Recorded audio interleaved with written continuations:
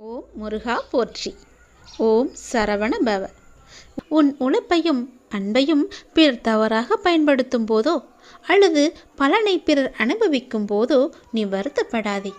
அவர்கள் உன் கர்மாக்களையும் பாவங்களையும் அனுபவித்து உன் கர்ம வினைகளை விரைந்து முடிக்கவே அப்படி செய்து கொண்டிருக்கின்றார்கள். நான் தான் அவர்களை அனுப்பி வைத்திருக்கின்றேன். அந்த சமயத்தில் உனக்கு வருத்தம் அளித்தாலும் உன் கர்ம வினைகள் குறைகிறது என்று நீ நிம்மதி கொள். எந்த சூழ்நிலையிலும் இழந்து போனதையும் தொலைத்து விட்டதையும் எண்ணி நீ மனதில் கவலை கொள்ளாதே. நடப்பவை யாவும் நன்மைக்கு என்று நம்பிக்கையுடன் உன் லட்சியத்தை நோக்கி நீ முன்னேறிச்சல். எல்லாம் நன்மைக்கே என்று சொல்கிறீர்களே, ஆனால் என் வழிகள் அப்படியேதானே இருக்கின்றது. எந்த நன்மையும் எனக்கு நடக்கவில்லை என்கிறாயா? நீ கொஞ்ச நாள் பொறு. உன்னுடைய வேண்டுதல் நிச்சயம் பலிக்கப் போகிறது. நீ அனுபவிக்கும் துயரங்களையே பெரிதாக நினைத்து போராடி கொண்டிருக்கின்றாய். அது உன்னை தாக்காமல் இருக்கவே நான் இங்கு போராடி கொண்டிருக்கின்றேன். அது உனக்கு தெரிய வாய்ப்பே கிடையாது. அதனால்தான் நான் அடிக்கடி கூறுகின்றேன், முடிந்தவரை எல்லோருக்கும் நல்லதே செய் என்று, எதற்காகவும் அஞ்சாதே என்று. ஏனென்றால் உன்னோடும் உன் குடும்பத்தோடும் நான் இருக்கின்றேனே. இன்பமும் துன்பமும் நிலையற்றவைதான். அது எல்லோருக்கும் மாறி மாறி வந்து கொண்டுதான் இருக்கும். இன்று இருப்பது நாளை மாறிவிடும். எனவே நீ மனம் கலங்காமல் இரு. இன்றைய துன்பத்தை நினைத்து நாளைய இன்பத்தை நீ தொலைத்து விடாமல் இருக்க வேண்டும். அதற்காகத்தான் சொல்கிறேன். உனது நலனை விரும்புகின்ற நான் உனக்கு நன்மையை மட்டும்தான் செய்வேன் என்பதில் நீ உறுதியான நம்பிக்கையோடு இரு. கவலையே படாதே. நான் இருக்கின்றேன். என்றும் எங்கெங்கும் எப்போதும் என்றென்றுமே உன்னோடு. உனக்கு நல்லது மட்டுமே நடக்கும். நீ என் பரிபூர்ண அருள் முழுவதையும் பெற்றுவிட்டாய். என் ஆசீர்வாதத்தையும் அன்பையும் நீ பெற்றுவிட்டாய். உன்னுடைய பக்தியால் நான் உனக்கு அடிமையாகிவிட்டேன் என் தங்கமே. என்னிடத்தில் நீ பக்தி செய்ததால் நீ வருவாய். நிச்சயம் தொண்டு செய்வாய். அதன் மூலம் நான் உன்னிடத்திலேயே நான் ஐக்கியமாகி விடுவேன். உன்னுடைய வருகைக்காக நான் காத்து கொண்டிருக்கிறேன். நீ என்னிடம் வந்து மற்றவர்களுக்கு நீ தொண்டு செய். எனக்கு தொண்டு செய்ய வேண்டாம். மற்றவர்களுக்கு நீ தொண்டு செய்தால் நான் உன்னிடத்தில் வந்து உனக்கே நான் அடிமையாகி விடுகிறேன். உன்னிடத்திலே நான் இருந்து உனக்கு வேண்டிய உதவிகளையெல்லாம் நான் செய்கின்றேன். நீயோ மற்றவர்களுக்கு உதவி செய். உனக்கு தேவையானது எதுவோ அதை நானே தருகின்றேன். நீ அள்ளி அள்ளி கொடு. நானும் உனக்கு அள்ளி அள்ளி தருகின்றேன். நான் கொடுப்பதை வைத்து நீ மற்றவர்களுக்கு கொடு. உன் வாழ்க்கையில் பல நல்ல நல்ல மாற்றங்கள், நல்ல நல்ல நிகழ்வுகள், நீ கேட்ட சந்தோஷங்கள், மன மகிழ்ச்சிகள் எல்லாமே உனக்கு கிடைக்கும். நீ கேட்ட பண பிரச்சனை எல்லாமே தீர்ந்துவிடும். நான் உனக்கு அள்ளி அள்ளி தரும்போது நீ உன் இரு கைகளையும் தூக்கி அதை வாங்கிக்கொள். நான் தருவது உனக்காக மட்டுமே. உன்னுடைய உண்மையான பக்தியால் நீ என்னை வென்று விட்டாய். நீ என்னை அடிமையாக்கி விட்டாய். நான் உனக்கு எப்பொழுதும் தொண்டு செய்யவே நான் காத்திருக்கின்றேன். அதுபோல நீயும் தொண்டு செய்து மற்றவர்களின் வாழ்த்துக்களை நீ பெற்றுக்கொள். அதன் மூலம் உன் வாழ்க்கை மிக சிறப்பாகவே மாறும். நான் உன் நல்ல எண்ணத்தில் தான் நான் வைத்திருக்கின்றேன். அதுபோலவே நீயும் செய். உன்னையும் எல்லோரும் போற்றுவார்கள். நன்றாக இருப்பாய் நீ. திருச்செந்தூர் முருகன் நான் உனக்கு அள்ளி அள்ளி கொடுக்கப் போகின்றேன். சந்தோஷமாகவே பெற்றுக்கொள். நீ எப்பொழுதும் அமைதியாகவே இருக்கக்கூடாது. யார் உன்னை கீழே நோக்கி விழ செய்தார்களோ அவரை நோக்கி நீ மேலே எழு. எதற்காகவும் தயங்கி போய் கூனி குறுகி நிற்காதே. உனக்கு துணையாக உன் அப்பன் ஈசன் நான் இருக்கிறேன். நீ கவலையின்றி தைரியமாக மேலே எழுந்து வா. நீ மேலே எழும்புவதற்கு என்னுடைய கையை தருகிறேன். என் கையை பிடித்துக்கொண்டு நீ மேலே எழுந்து வா. நீ ஒரு இடத்தில் அவமானப்படும் போது கூனி குறுகி நிற்காமல் அவதாரம் எடுத்து காட்ட வேண்டும். கீழே வீழ்கின்ற போது விஸ்வரூபமாக எழ வேண்டும். உன் மனம் புண்படுகின்ற போது எல்லாம் புன்னகை செய். அதுவே அவர்களுக்கு மிக பெரிய தண்டனையாகிவிடும். நீ அவர்களிடம் வாதாடுவதை விட்டுவிட்டு நான் அவர்கள் முன்னையில் வாழ்ந்து காட்டுவேன் என்ற சபதம் எடு. நீ அன்பிற்காக ஏங்கி தவிக்கும் ஒரு இதயத்தை எந்த நிலையிலுமே அலட்சியப்படுத்தாதே.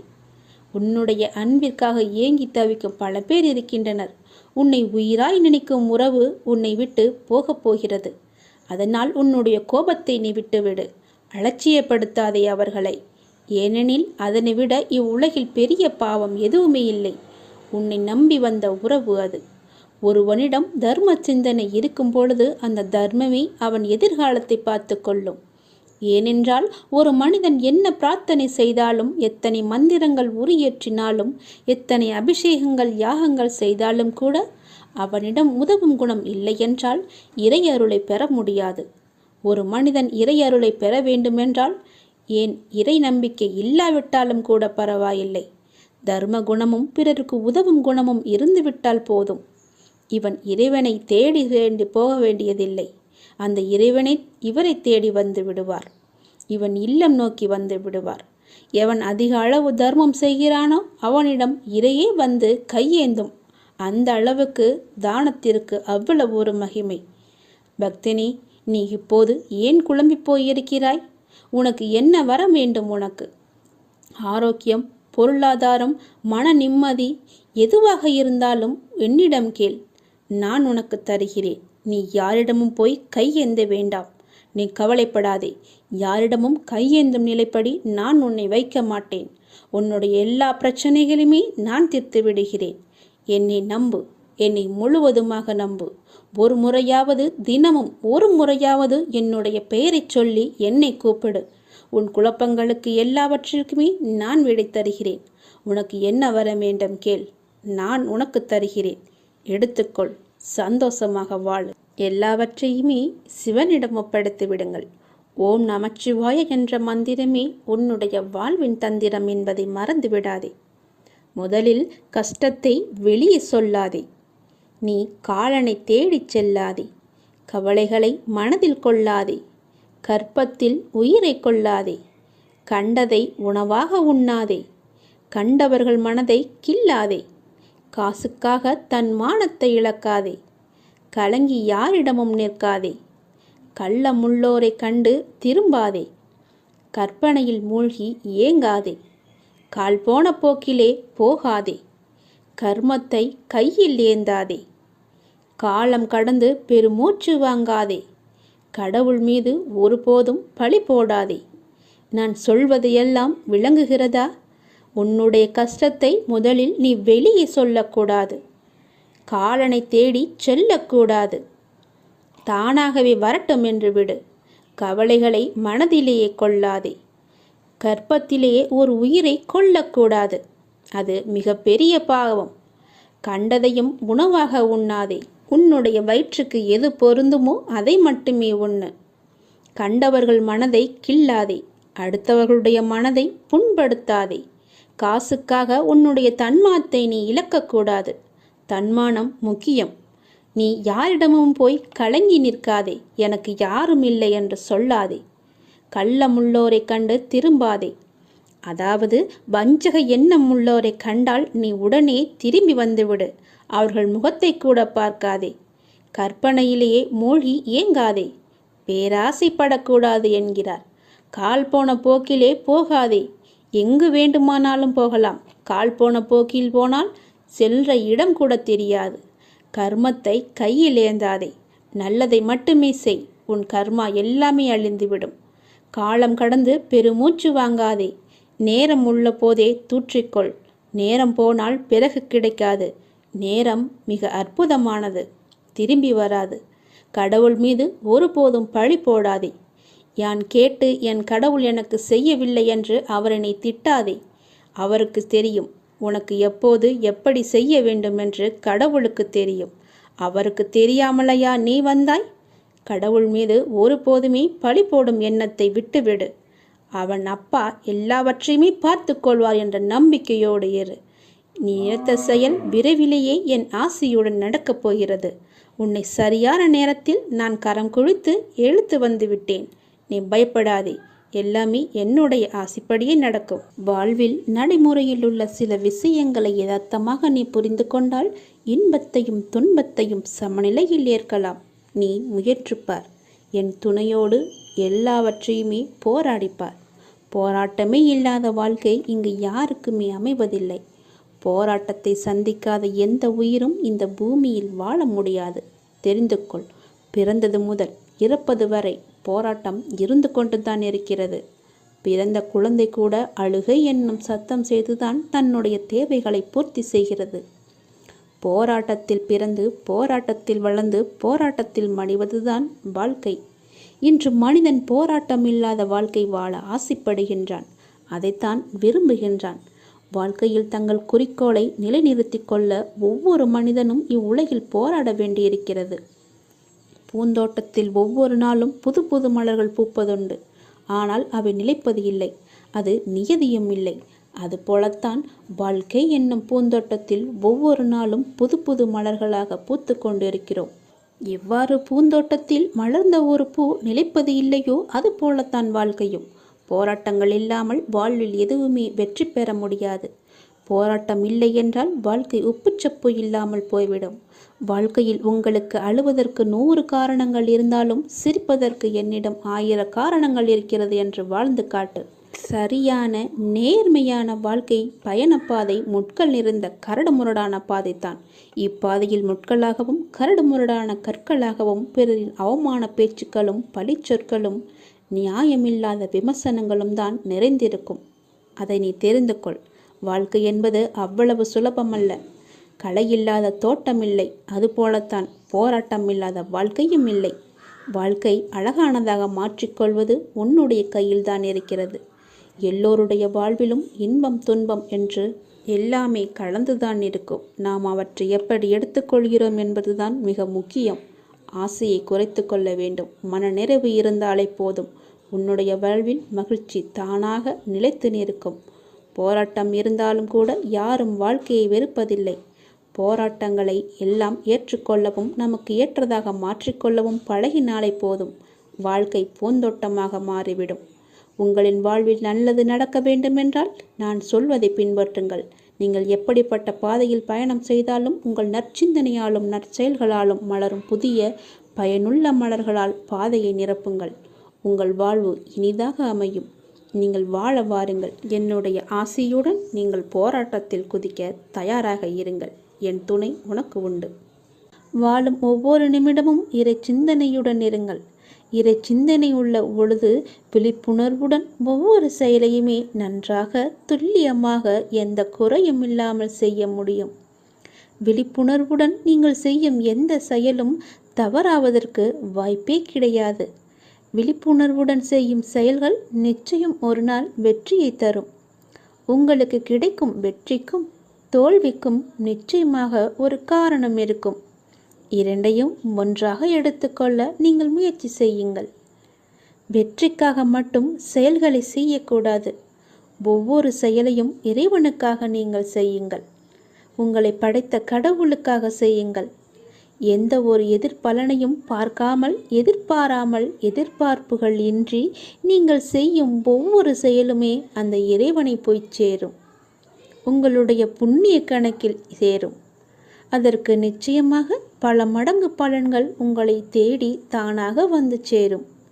ஒவ்வொரு நாளின் முடிவிலும் நீங்கள் இறைவனுக்கு நன்றி சொல்ல பழகுங்கள். கண்டிப்பாக அன்றைய நாளில் நன்றி சொல்வதற்கு என்று ஏதேனும் ஒன்று நடந்திருக்கும். அதை நினைத்து இறைவனுக்கு நீங்கள் நன்றி சொல்லுங்கள். விடியும் பொழுது இறைவனின் ஆசியுடன் தொடங்குங்கள். முடியும் இரவும், அதாவது அன்றைய நாளின் முடிவும் இரவும் நன்றி சொல்லி உறங்குங்கள். மறுநாள் காலை உங்களுக்கு நல்ல நாளாகவே அமையும். இன்று எங்களுக்கு அமைத்து கொடுத்ததற்கு மிகவும் நன்றி இறைவா என்று இறைவனுக்கு நீங்கள் நன்றி சொல்லுங்கள். ஒவ்வொரு நாளின் தொடக்கத்திலும் இறைவன் மீது முழு நம்பிக்கையுடன் நீங்கள் தொடங்கி பாருங்கள். உங்கள் வாழ்வு எப்படி இருக்கிறது, அன்றைய நாள் எப்படி அமைந்திருக்கிறது என்று தானாகவே தெரிய வரும். எழுந்திருக்கும் பொழுது சட்டென்று எழுந்திருக்காமல் இறைவனின் பெயரை சொல்லிவிட்டு எழுந்திருங்கள். நன்றாகவே இருக்கும். ஒரு நிமிடம் சுதாரித்து கொண்டு பிறகு ஏந்திரியுங்கள். அப்பாவின் பெயரை சொல்லி எழுந்திரியுங்கள். உங்கள் வாழ்க்கை மீது உங்களுக்கு இருக்கும் அக்கறையை விட உங்களை படைத்த இறைவனுக்கு நிச்சயமாகவே அதிக அக்கறை இருக்கும். நம்புங்கள், நன்றாக நீங்கள் வாழ்வீர்கள். இதனை உணர்ந்தால் இறைபலமும் மனோபலமும் உங்களிடம் அதிகரிக்கும் தானாகவே. இறைவனின் அருளும் ஆசியும் உங்களிடம் நிறைந்திருக்கும் முழுவதுமாகவே.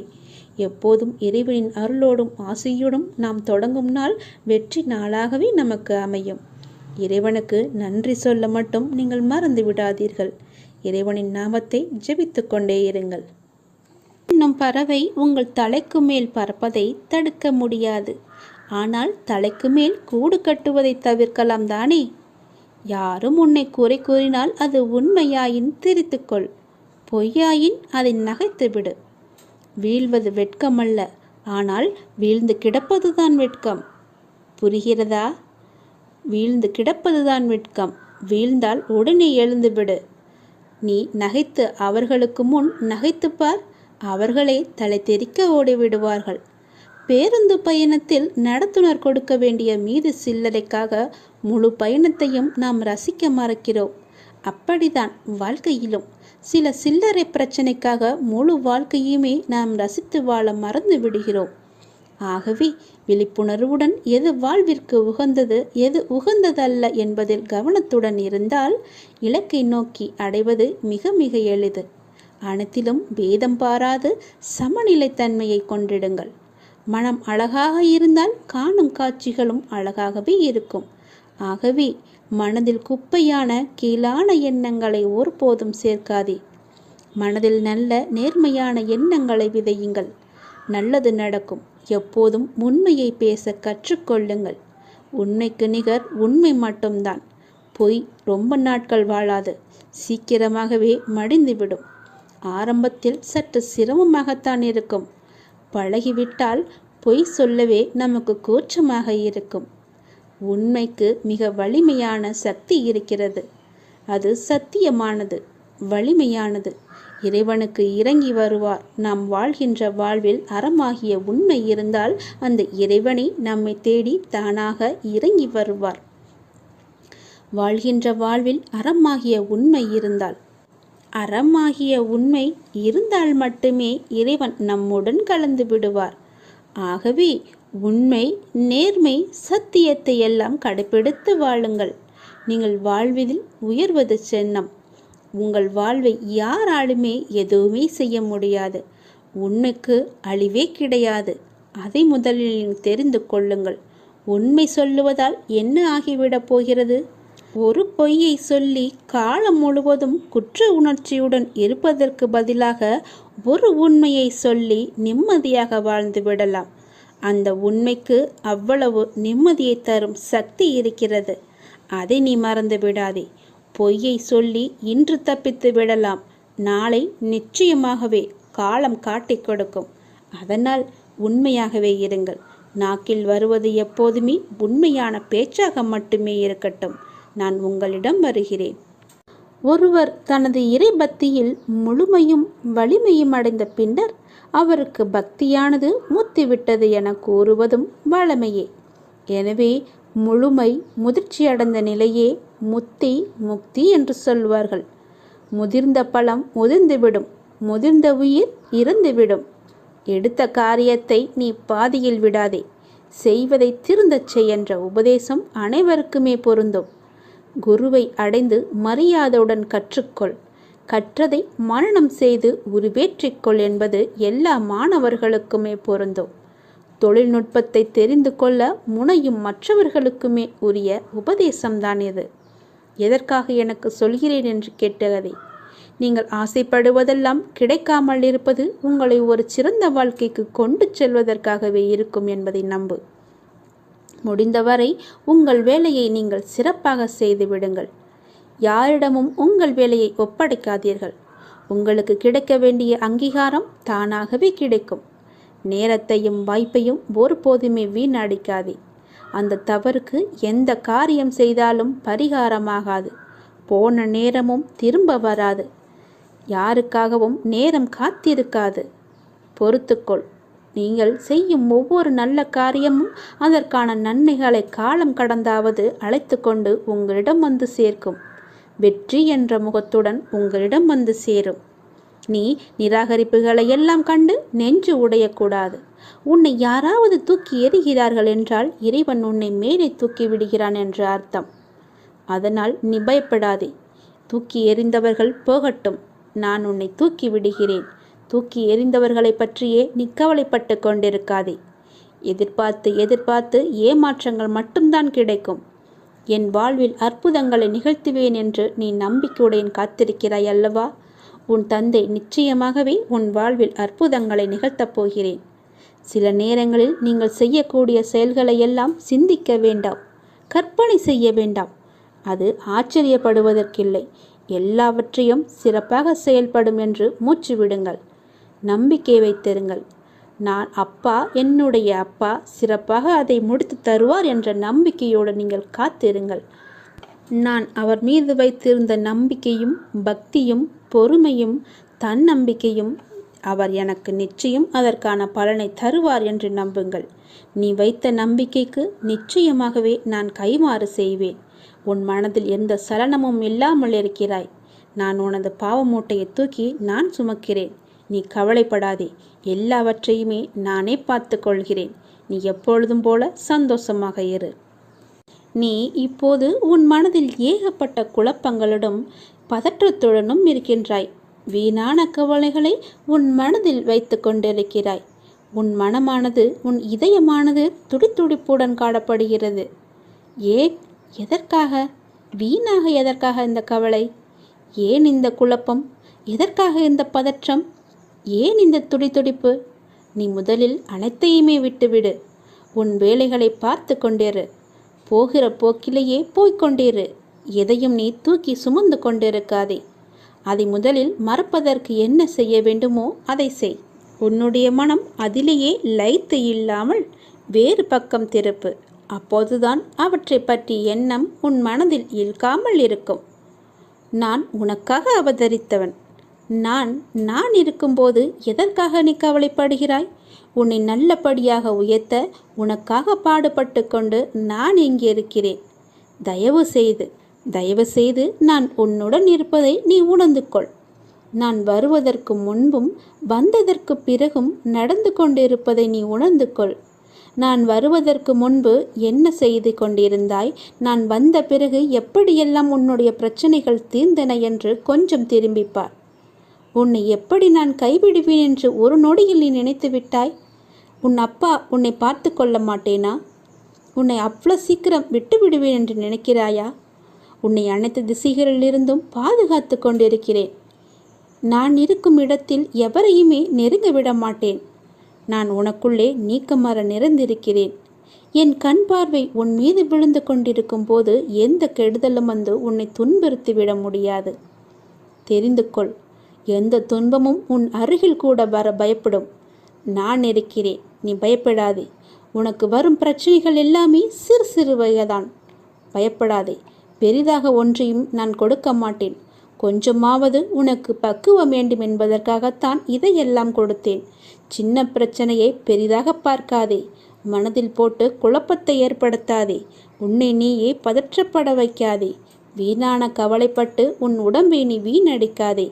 உன் இதயம் சீராக துடிக்க வேண்டும். அப்பொழுதுதான் நீயும் நன்றாக இருப்பாய். எப்படி என் வேண்டுகோள்கள் அனைத்தையும் இப்படி நிறைவேறியது என விரைவிலேயே நீ ஆச்சரியப்பட போடுகிறாய். கவலைப்படாதே குழந்தையே. என் கண்ணிலிருந்து வரும் அருள் கதிரால் நீ பாதுகாக்கப்படுகிறாய். அதனால் நீ கவலையை விடு. என்னுடைய கண்ணின் ஒளி உன் மீது இருக்கிறது. என் பார்வை முழுவதுமாகவே உன் மீது மட்டும்தான் இருக்கிறது. என்னை மீறி எதுவுமே உனக்கு நடக்காது. பயப்படாமல் தைரியமாக இரு. சந்தோஷமாகவே வைத்துக்கொள். உன்னை தேடி ஒரு நல்ல செய்தி விரைவிலேயே வரும். உன்னுடைய உள்ளமும் இல்லமும் மகிழ்ச்சி அடையும். இந்த அப்பாவின் வாக்கு தவறுவதே கிடையாது. ஐயனே, கண் திறந்து பாரப்பா. வாழ்வின் ஒவ்வொரு கணமும் உன்னையே நினைக்கின்றேன். என் கால்கள் உங்களுடன் நடக்க வந்தது. என் கண்கள் உன்னை காணவே கிடைத்தது. இந்த பிறவியிலேயே உனக்காக உண்டானது. இறைவா, என் உடலில் ஒரு சொட்டு உதிரம் இருக்கும் வரையிலும் உன்னை காணும் வரம் வேண்டும். அருள் புரிவாய் அப்பாவே. ஆபத் பாந்தவனே, இன்பம் தருபவனே, ஈகை அளிப்பவனே, ஊழ்வினையை அளிப்பவனே, நீங்களே எங்களை பார்த்து கொள்ளுங்கள் அப்பா என்று அவரிடம் நீங்கள் சரணடைந்து விடுங்கள். நான் ஒவ்வொரு மனிதனிடமும் பேசிக்கொண்டிருக்கிறேன். அவர்கள்தான் என்னை அறிந்து கொள்ள முடியாமல் தவித்து கொண்டிருக்கின்றனர். எப்பொழுதுமே பேசிக்கொண்டேதான் இருப்பேன். நான் யாரிடம் பேசினேன் என்பது அல்ல கேள்வி. யார் யாரெல்லாம் நான் பேசியதை கவனித்தார்கள் என்பதுதான் என்னுடைய கேள்வி. நீங்கள் என் பேச்சை கவனித்தீர்களா? இல்லை இந்த காதில் வாங்கி அந்த காதில் விட்டீர்களா என்று நீங்களே கொஞ்சம் யோசித்து பாருங்கள். என் பேச்சை கேட்டிருந்தால் இப்படி இன்று இது ஆகியிருக்காது. உங்களோடு தொடர்பு கொள்ள இந்த பரந்த அண்டம், இந்த பிரபஞ்சம் முழுவதுமே நான் இயங்கிக் கொண்டிருக்கிறேன். ஆகவே இனிமேலாவது நான் பேசுவதை கவனமாக கேளுங்கள். போகிற போக்கில் நீங்கள் போக வேண்டாம். வாழ்க்கையில் கவலைகள் நிரம்பி துவண்டுவிடும் தருணத்தில் உன்னுடன் யாரும் இல்லையே என நினைத்து நீ கலங்காதே. யார் இல்லாவிட்டாலும் என்ன, உன்னை படைத்த உன் சிவன் சாய்ராம் உன்னுடன் இருக்கிறான் என்பதை நினைத்து நீ மகிழ்ச்சி கொள். பிச்சை எடுக்கும் நிலை வந்தாலும் சிவனையும் சாய்ராம் என நினை. நீ எப்போது வேண்டுமானாலும் வாழ்வில் நிச்சயமாகவே உயரலாம். நல்லதையே நினைத்துப்பார், நல்லதையே செய்து பார். உங்கள் வாழ்க்கையில் நல்ல திசையை நோக்கி செல்லவில்லை, நல்ல திசை என் கண்களுக்கு புடப்படவில்லை என்றால் நீங்கள் செய்ய வேண்டியது ஒன்றுதான். உங்கள் இரு கண்களையும் இறுக்கமாக மூடிக்கொண்டு அப்பாவின் பெயரை சொல்லுங்கள். நீங்கள் என் கையை பிடிக்கும்போது எதுவுமே தவறாக நடக்காது. கண்களை மூடி எனக்கு முன்னால் அமர்ந்து என்னுடைய நாமத்தை சொல்லிக்கொண்டே வாருங்கள். உங்களுக்கு துணையாக நான் உன் கையை பிடித்து அழைத்து கொண்டு போவது உங்களுக்கு தெரியும். நீ எதை நோக்கி நீ பயணப்பட வேண்டும் என்று நினைக்கிறாயோ அதை நோக்கி நானே என் கையை பிடித்து அழைத்து கொண்டு செல்வேன். நீ கவலைப்படாமல் இரு. இனிமேல் உனக்கு எல்லாமே ஏற்றமாகத்தான் இருக்கப் போகிறது. நான் உன் கையை இறுக்கமாகவே பிடித்து கொள்கிறேன். நீ என்னை விட்டு விடாதே. நீயும் என்னை இறுக்க பிடித்துக்கொள். உனக்கு துணை நான் தான். வாழ்வில் உனக்கான தேடல் நிச்சயம் கிடைக்கும். அதற்காக உன்னுடனே நான் துணை நிற்பேன். நீ எதற்குமே கலங்காதே. உன் தேடல் எதுவோ அதை நோக்கி நீ பயணப்பட்டு கொண்டே இரு. என் துணை நிச்சயமாக உனக்கு இருக்கும். உன் கண்ணில் வடியும் கண்ணீரை துடைக்க நானே வருவேன். நானே உனக்கு துணையாக இருப்பேன். நீங்கள் சற்று திரும்பி பாருங்கள். உங்களை கஷ்டப்படுத்திய நாட்கள் எல்லாம் கற்றுக் கொடுத்த நாட்கள் என்று உங்களுக்கே தெரிய வரும். அத்தகைய அனுபவங்களை சேகரித்து வையுங்கள். இனி வரும் நாட்களில் எச்சரிக்கையோடு செயல்பட அதுவே உங்களுக்கு உதவியாக இருக்கும். கவலைப்படுவதற்கு காரணங்களை தேடாமல் ஒவ்வொரு நிகழ்விலும் உள்ள யதார்த்தத்தை எண்ணி மகிழ்ச்சியாக இருக்க பழகி கொள்ளுங்கள். எந்த சூழ்நிலையிலும் முயற்சியை மட்டும் கைவிடாதீர்கள். விதியின் பயனில்லை என்றாலும் முயற்சியின் பலன் கட்டாயம் உண்டு. காலில் மிகச்சிறிய முள் குத்தி இருந்தால் கூட எவ்வாறு விரைவாக ஓட முடியாதோ அதே போல உங்கள் மனதில் சிறிய சிறிய பிரச்சனைகள் உங்கள் செயல்பாட்டு திறனை பாதித்தால் நீங்கள் பெரிய வாய்ப்புகளை உரிய தருணத்தில் சரியான முறையில் பயன்படுத்தி வெற்றி காண முடியாது.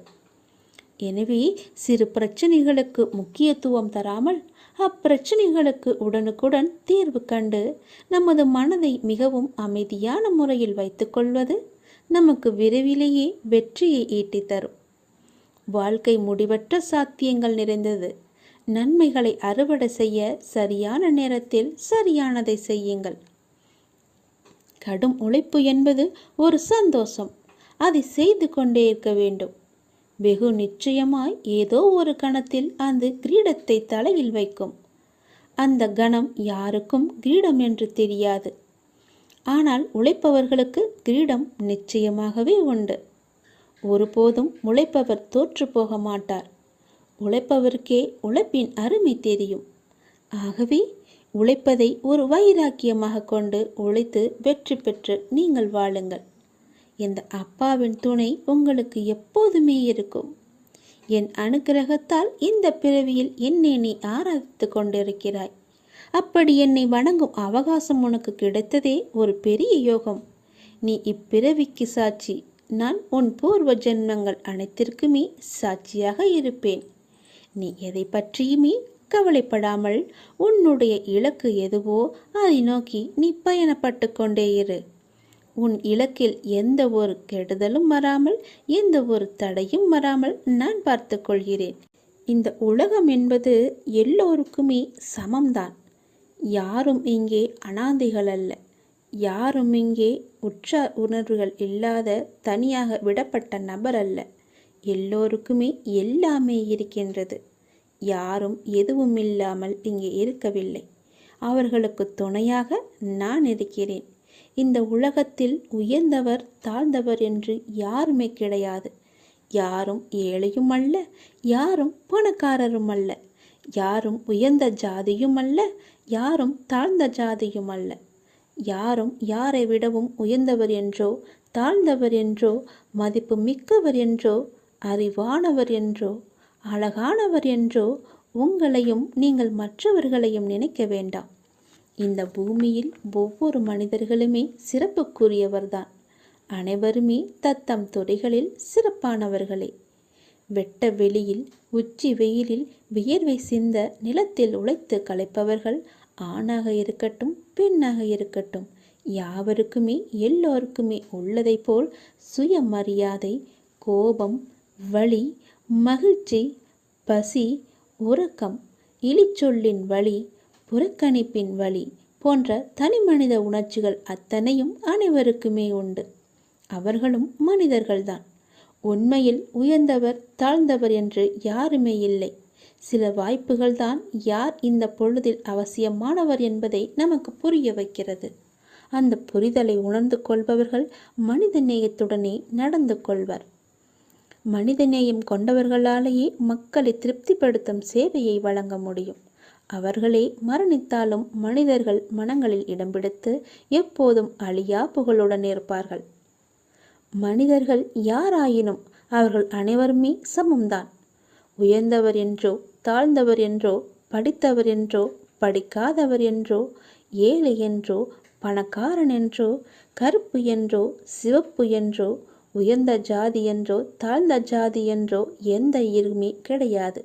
அப்படிப்பட்ட நிலை நிச்சயமாகவே மாற வேண்டும்.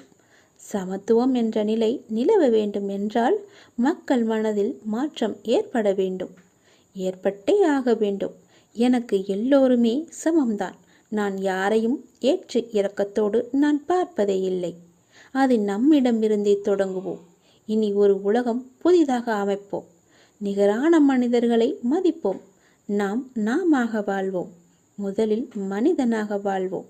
நான் யாரையும் ஏற்றம் இரக்கம் கொண்டு பார்க்காமல் அனைவரையும் சமமாகவே பார்க்கிறேன். எல்லோருமே என்னுடைய குழந்தைகள்தான். நீங்களும் அப்படியே பாருங்கள்.